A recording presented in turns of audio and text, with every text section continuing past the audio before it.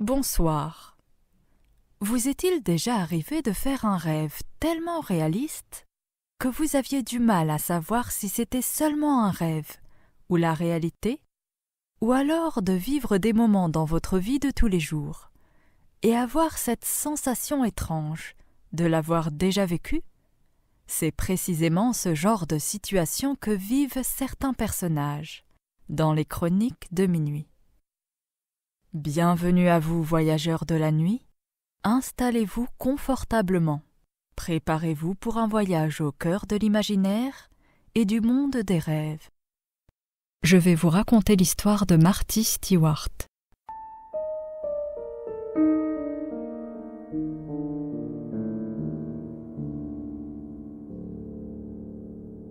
Sommes-nous réellement seuls dans l'univers ?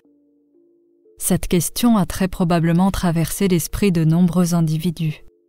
Mais un homme en particulier fut confronté, il y a quelques décennies, à une situation extraordinaire qui lui permit d'obtenir des éléments de réponse sur cette question qui, pour certains, reste et restera sans doute sans réponse.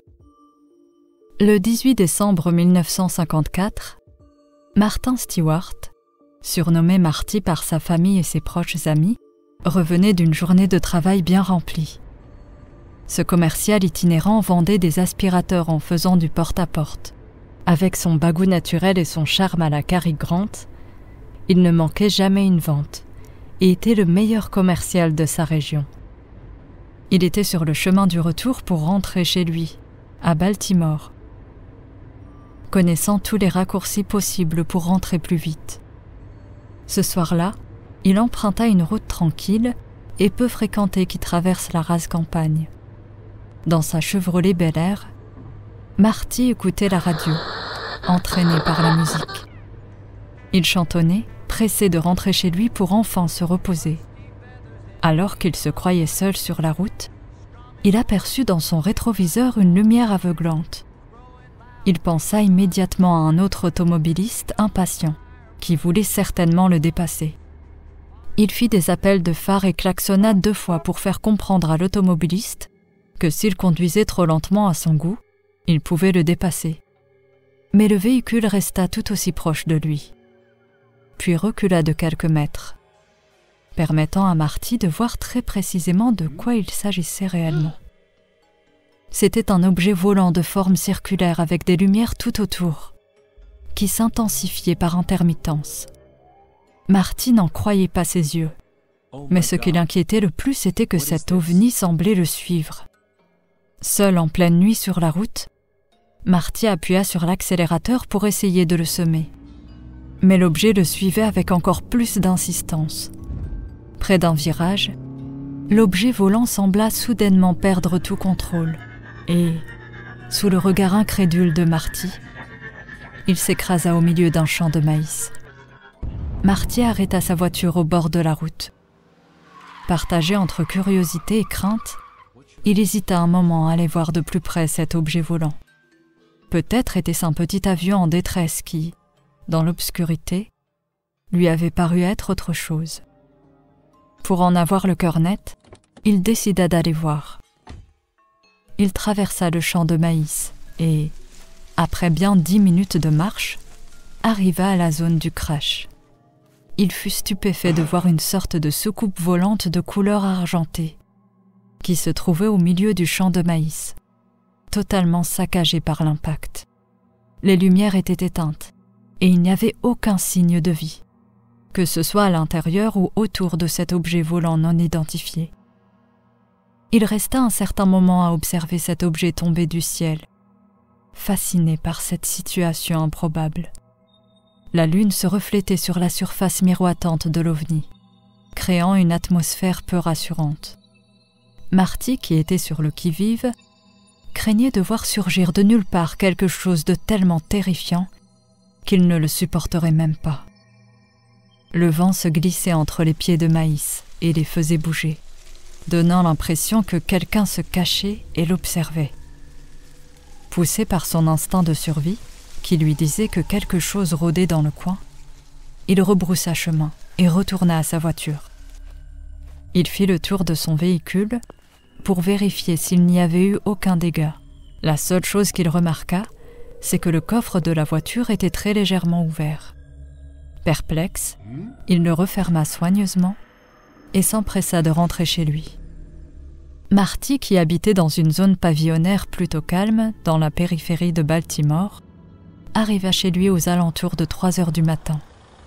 Il rentra sa voiture dans le garage et décida d'aller dormir sur le divan, pour ne pas réveiller son épouse et sa fille qui dormaient à l'étage. Le lendemain, Marty raconta sa semaine de travail à son épouse tout en prenant son petit déjeuner, une tasse de café et des pancakes à la crème. Il était très heureux de lui apprendre que, s'il continuait sur sa lancée, il pourrait envisager d'acheter une maison plus grande pour leur petite famille d'ici la fin de l'année prochaine. Il fut interrompu dans sa discussion par la sonnerie de la porte d'entrée. C'était son neveu Wyatt, venu jouer avec sa petite cousine Savannah. Marty avait la chance que son frère habite tout près, juste à quelques pâtés de maison, et son neveu passait souvent à la maison. Celui-ci était sourd-muet et communiquait avec la langue des signes. Marty savait signer parfaitement, et il en était de même pour sa fille, qui avait appris en regardant son père et son cousin communiquer ainsi. Les 2 enfants filèrent jouer dans le jardin. La petite alla chercher des jouets qu'elle avait laissés dans le garage. Son cousin l'attendait patiemment dans le jardin. Elle revint aussitôt, blême et apeurée, en disant qu'elle avait vu un monstre et qu'elle ne voulait pas retourner au garage. Son cousin eut du mal à la croire et décida lui aussi d'aller voir. La petite fille resta derrière. Elle attendit un moment et s'inquiéta quand elle ne vit pas son cousin revenir. Elle alla donc prévenir son père, lui disant qu'elle avait aperçu un monstre tout gris avec d'énormes yeux noirs dans le garage et que son cousin n'était plus réapparu après y être allé. Marty, pensant que sa fille jouait avec lui, se dirigea vers le garage pour voir ce que sa fille avait pris pour un monstre. Il trouva son neveu debout près de la voiture, faisant des signes en disant de ne pas avoir peur. Marty, pensant toujours qu'il s'agissait d'un jeu, s'avança pour dire à son neveu de retourner au jardin, car il y avait des outils qui pouvaient être dangereux pour les enfants. C'est alors qu'il aperçut un petit être recroquevillé sur lui-même, qui tentait de se cacher et qui le regardait avec de grands yeux pleins d'incompréhension. Marty, sous le choc, fit un pas en arrière et attrapa son neveu pour l'éloigner de cette créature. Mais son neveu lui dit de ne pas avoir peur, car cette créature ne leur voulait aucun mal et qu'il avait juste besoin d'aide. Wyatt retourna près de la créature et fit des signes avec ses mains pour lui demander ce qu'il faisait là. Marty, atterré, vit la créature lui répondre en communiquant également par le langage des signes. Au même moment, son épouse arriva et vit toute la scène. Elle hurla à plein poumon et, sous le choc, s'évanouit. Marty se souvint alors de son étrange rencontre de la veille au soir et comprit que la présence de cette créature y était liée. Bien qu'à l'apparence très étrange, cette créature ne semblait présenter aucun signe d'hostilité. Marty emmena sa femme dans sa chambre et demanda à sa fille de rester à son chevet. Il retourna au garage, et son neveu parlait toujours avec la créature qu'il avait surnommée Sully. Il dit à son oncle que ce pauvre petit être était blessé et qu'il fallait l'aider. Marty, qui ressentit de la compassion, décida d'aller chercher la trousse de secours pour nettoyer la plaie de Sully. Marty ne savait pas où donner de la tête.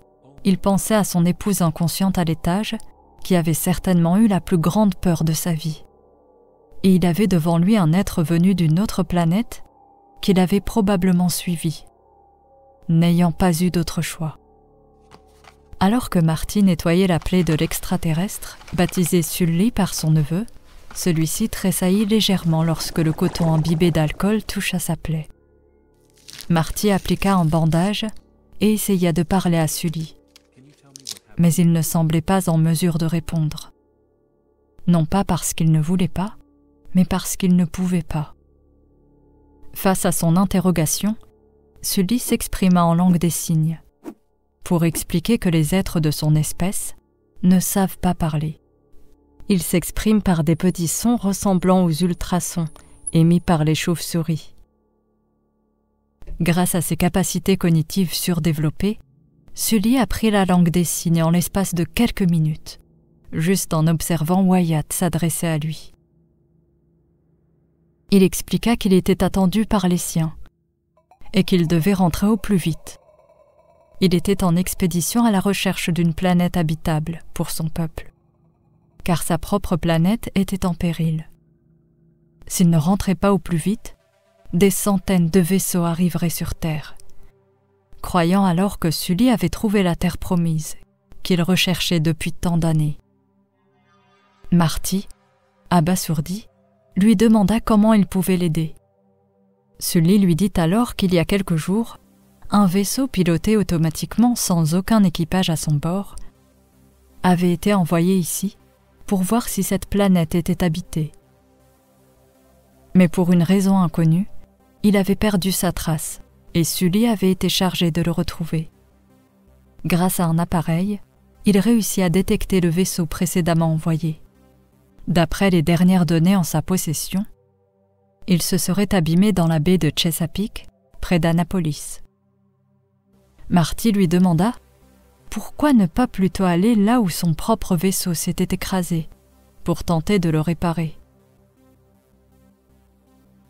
Sully répondit qu'il avait programmé son vaisseau à s'autodétruire, sachant que les dégâts étaient trop importants pour être réparés.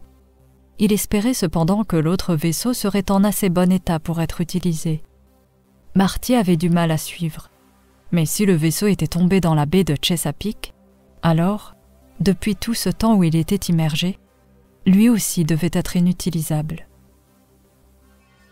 Sully expliqua que ce vaisseau, pour se protéger des éléments terrestres, avait un bouclier thermique et était également parfaitement étanche, ce qui empêchait son vaisseau d'être endommagé par l'eau de mer.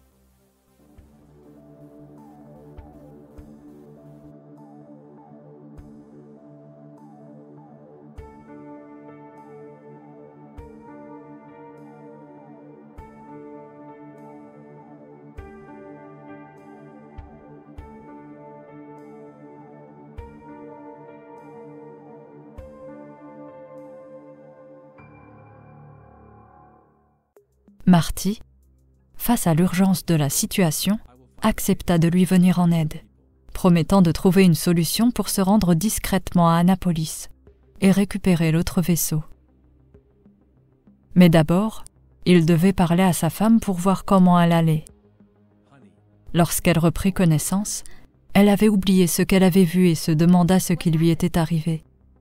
Marty comprit que pour se protéger, son esprit avait occulté ce qu'elle avait vu. Pour la préserver, il décida de ne rien lui rappeler. Son neveu arriva en courant et lui dit que Sully le réclamait. Marty fit un clin d'œil à son neveu pour lui faire comprendre de ne pas trop en révéler devant sa femme. Pour se justifier sur la présence de Sully, il prétexta qu'un de ses amis, après une dispute conjugale, était venu dormir à la maison.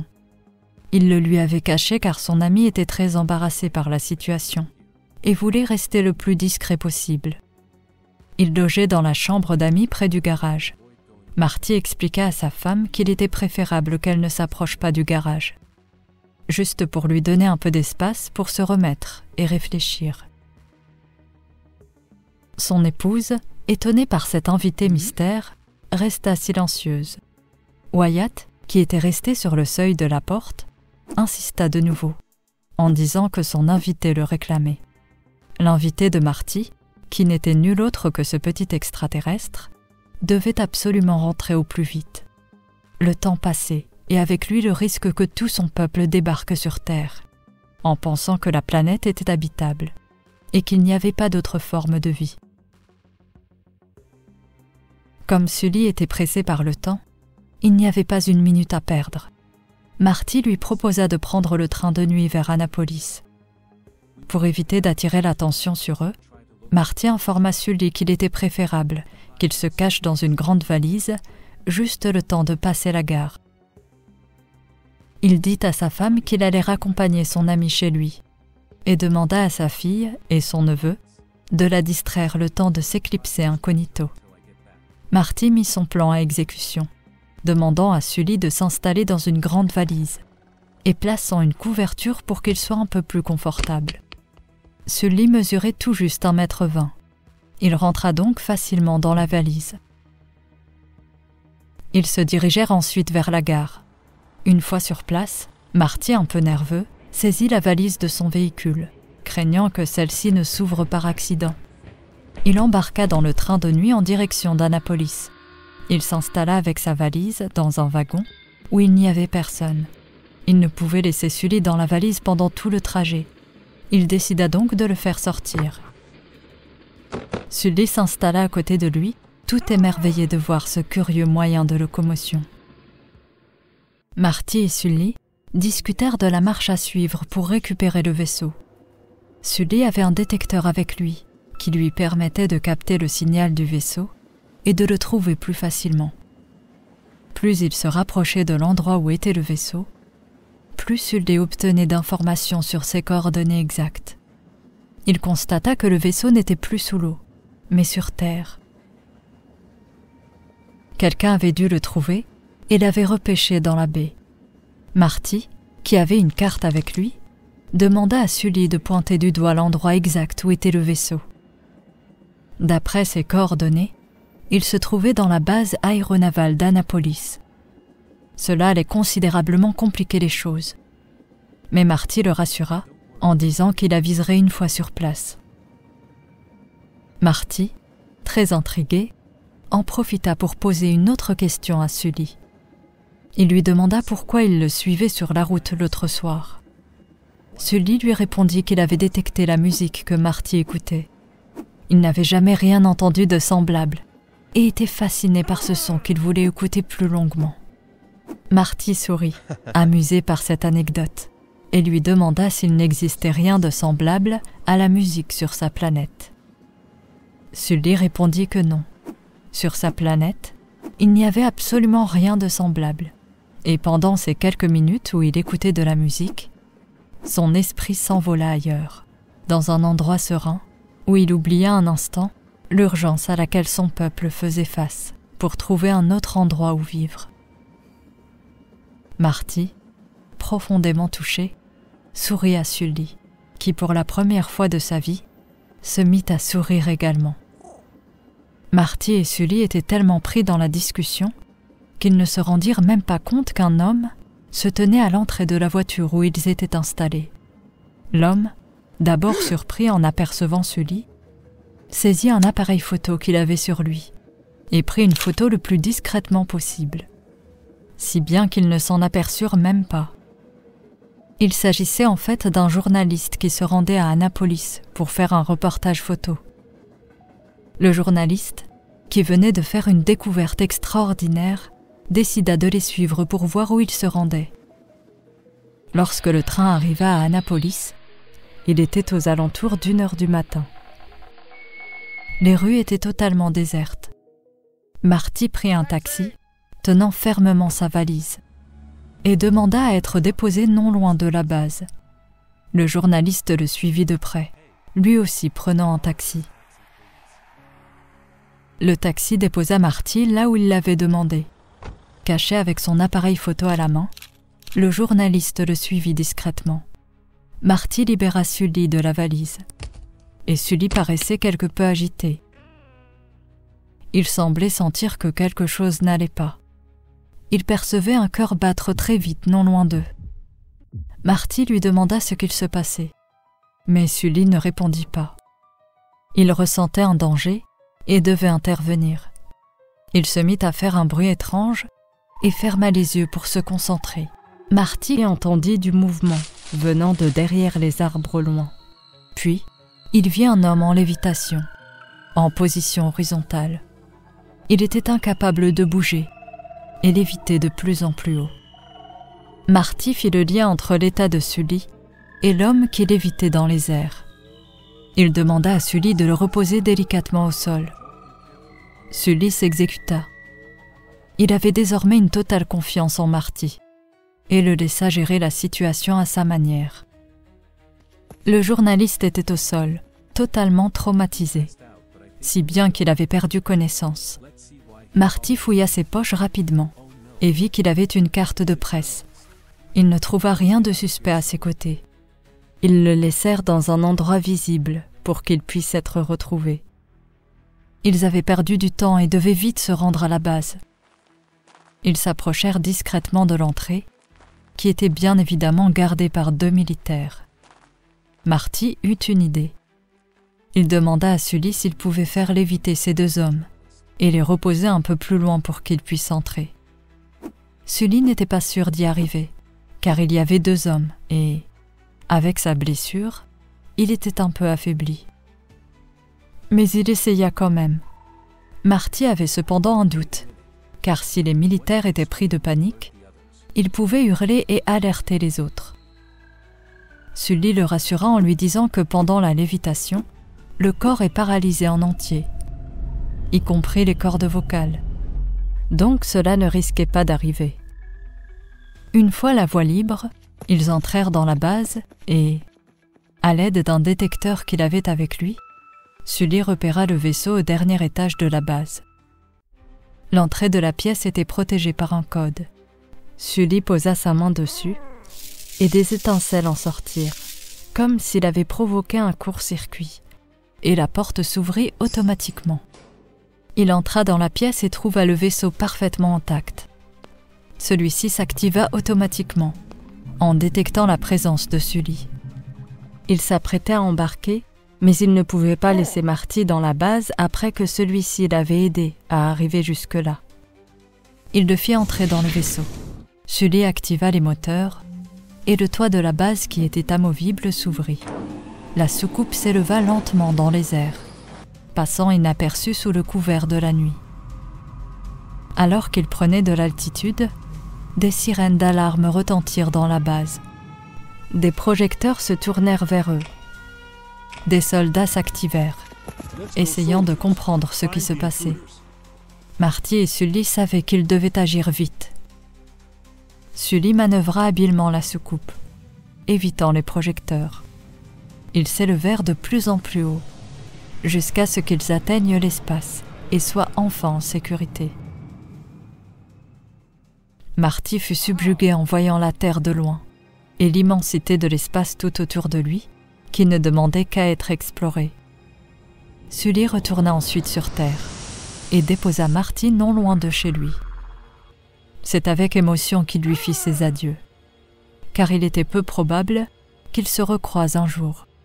Mais si jamais cela devait arriver, Marty lui assura qu'il avait désormais un ami sur Terre et que le secret de son existence serait bien gardé avec lui. Puis, Sully remonta dans son vaisseau et disparut en une fraction de seconde, alors que l'aube pointait à l'horizon. Du côté d'Annapolis, les militaires avaient fouillé toute la zone et retrouvé le journaliste près d'une route. Ils lui posèrent des questions, mais il fit mine de ne rien savoir.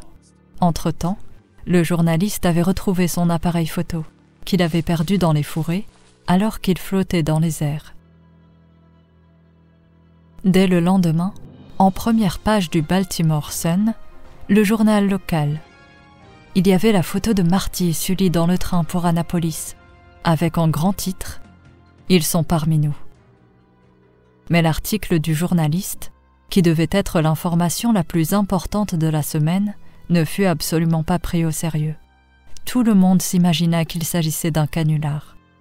Et le journaliste perdit toute crédibilité dans le métier. Ce qui fut un vrai coup dur pour lui. Il avait juré que, d'une façon ou d'une autre, il allait prouver que Marty Stewart était bien en présence d'un être venu d'une autre planète. Mais faute de preuves, cette histoire tomba dans l'oubli. Même la propre fille de Marty, alors âgée de 6 ans, oublia totalement cette histoire.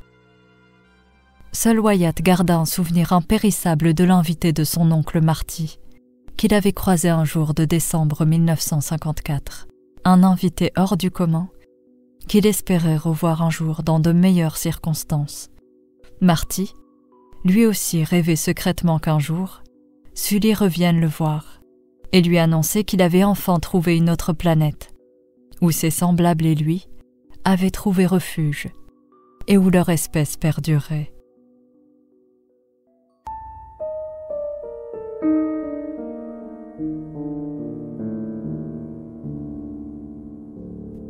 Merci d'avoir suivi cet épisode.